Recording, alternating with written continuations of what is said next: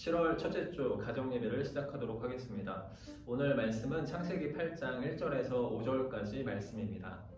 하나님이 노아와 그와 함께 방주에 있는 모든 들짐승과 가축을 기억하사 하나님이 바람을 땅 위에 불게 하심에 물이 줄어들었고 깊음의 샘과 하늘의 창문이 닫히고 하늘에서 비가 그침에 물이 땅에서 물러가고 점점 물러가서 150일 후에 줄어들고 일곱째 달 곧 그달 11의 날에 방주가 아라랏산에 머물렀으며 물이 점점 줄어들어 열째 달 곧 그달 초하룻 날에 산들의 봉우리가 보였더라. 아멘.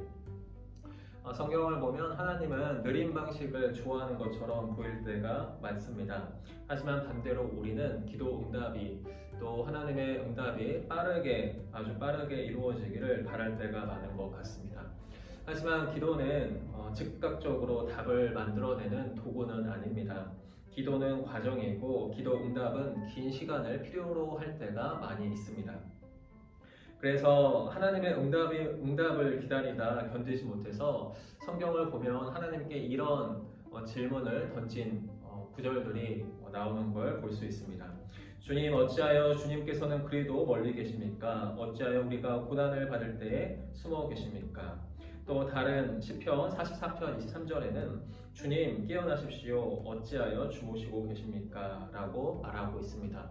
한마디로 하나님 어디 계십니까? 왜 저를 도와주시지 않으십니까? 왜 가만히 보고만 계십니까? 라고 하나님께 묻고 있는 겁니다.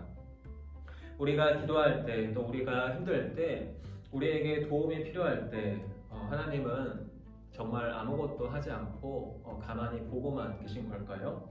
오늘 본문의 노아는 바다 위에 떠있는 방주 안에 있었습니다. 노아가 방주에 들어가기 전에 하나님은 노아에게 오셔서 이렇게 말씀하셨습니다. 창세기 7장 말씀입니다. 여호와께서 노아에게 이르시되 너와 내 온 집은 방주로 들어가라. 지금부터 7일이면 내가 40주야를 땅에 비를 내려 내가 지은 모든 생물을 지면에서 쓸어버리리라. 노아는 하나님의 이 말씀을 따라서 방주를 만들기 시작했고 방주를 다 만들고 나서는 가족들과 하나님이 보내주신 동물들을 데리고 방주에 탔습니다. 그러자 비가 내리기 시작했습니다.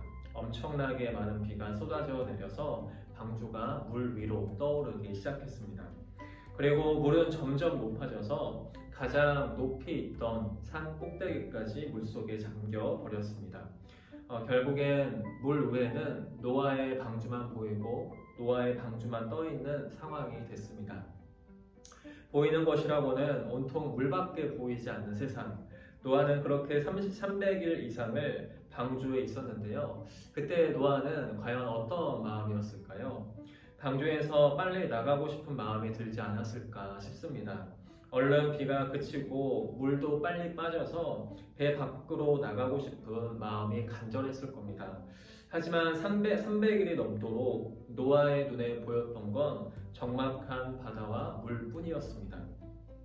노아도 앞에서 봤던 시편의 말씀처럼 주님 깨어나십시오. 어찌하여 보고만 가만히 주무시고만 계십니까? 라고 물어볼 만한 상황 속에 있었던 겁니다. 하나님 이제 물 좀 빼주십시오. 이 정도면 충분하지 않습니까? 왜 이렇게 저를 힘들게 하시는 겁니까? 라고 말할 만한 처지에 있었던 거였죠.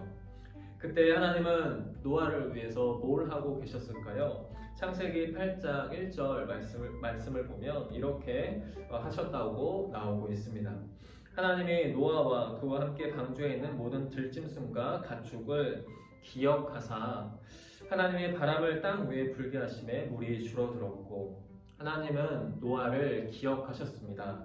기억하실 뿐만 아니라 노아를 위해서 바람을 보내셔서 물이 줄어들게 하셨습니다. 그런데 그 물은 갑자기 줄어든 게 아니었습니다. 하루아침에 사라져 버렸던 게 아니었습니다. 3절을 보면 물이 땅에서 점점 물러갔다고 말씀하고 있고 5절에서도 물이 열째 달까지 점점 줄어들었다고 말씀하고 있습니다. 하지만 노아 입장에서 보면 하나님이 물을 낮추고 계시다는 게 전혀 느껴지지 않았을 겁니다. 물에 잠겼던 산이 다시 그 꼭대기가 다시 보일 때까지 물이 줄고 있다는 걸 전혀 느낄 수 없었을 겁니다. 하지만 시간이 아주 오랜 시간이 지나자 드디어 산봉우리들의 모습이 드러났고 땅이 보이기 시작했습니다. 노아는 그제서야 하나님이 자기를 위해 일하고 계셨구나라는 걸 깨달을 수 있었을 겁니다. 그렇게 긴 시간을 기다리고 나서야 노아는 하나님의 일하심을 눈으로 확인하고 몸으로 경험할 수 있었습니다. 노아만 긴 시간을 기다려야 했던 건 아니었습니다. 우리가 잘 아는 요셉의 삶도 똑같았습니다. 요셉은 꿈에서 하나님의 계시를 받았지만 요셉 형들의 질투 때문에 애국으로 팔려가 노예로 살아야만 했습니다. 하지만 그게 끝은 아니었습니다. 모함을 받고 누명을 써서 오랫동안 감옥에 갇혀 살아야만 했습니다. 그렇게 13년 동안이나 아주 긴 시간을 보낸 후에야 하나님은 요셉을 애굽의 총리로 세워주신 걸 말씀을 통해 볼 수 있습니다. 마찬가지로 모세도 40년 동안 광야에 숨어 살았고 다윗도 사울을 피해서 10년 동안이나 도망 다녀야 했습니다. 하나님은 긴 침묵의 시간이 지난 후에야 모세와 다윗을 이스라엘의 지도자로 세워주신 걸 보게 됩니다. 우리가 기도를 해도 아무 변화도 일어나지 않고 하나님이 아무 도움도 주시지 않는 것 같은 그런 느낌이 들 때가 있을 겁니다. 그럴 때 우리는 한 가지를 기억해야만 합니다.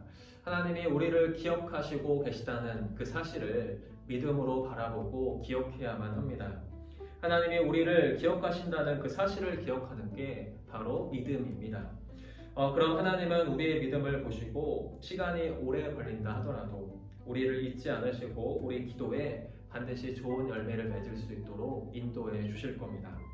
하나님이 노아를 위해서 바람을 일으켜 물을 줄어들게 하셨던 것처럼 우리를 위해서도 일하고 계시다는 사실을 믿는 사람은 시간이 아주 오래 걸린다 하더라도 결국 승리하고 하나님이 주시는 축복을 누릴 수 있게 될 겁니다.